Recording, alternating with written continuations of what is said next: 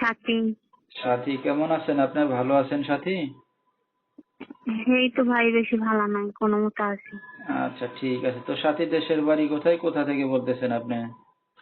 ভাই আমার দেশের বাড়িটা ময়মনসিং, আমি বলতাছি হেমতপুর থেকে বলতাছি, ভাড়া থাকি হেমতপুর, সাভার হেমতপুর। ঠিক আছে। তো সাথীর ফ্যামিলিতে কে কে আছে? ফ্যামিলিতে বলতে শুধু মা আছে আর একটা ছোট ভাই, বাবা মারা গেছে। আচ্ছা ঠিক আছে। তো সাথী কি করেন আপনি এখন?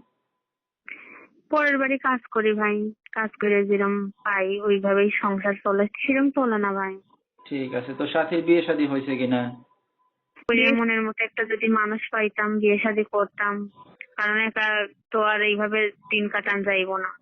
আচ্ছা, একটা যুবতী মেয়ে সারা জীবন তো একা থাকা যায় না নাকি? হ্যাঁ হ্যাঁ, সারা জীবন তার একা থাকা যায় না। তো একটা মনের মানুষ পাইলে কি এখন বিয়ে শাদী করবেন?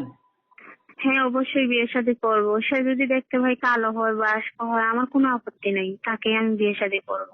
সে আচ্ছা, যদি আমার পাশে দাঁড়ায়, দুই মুঠো দুই বেলা খাওয়ায়, তো এইটুকুই। আপনার সাথে দর্শক ভাইরা এখন কিভাবে যোগাযোগ করবে? কিভাবে ভাই? আমার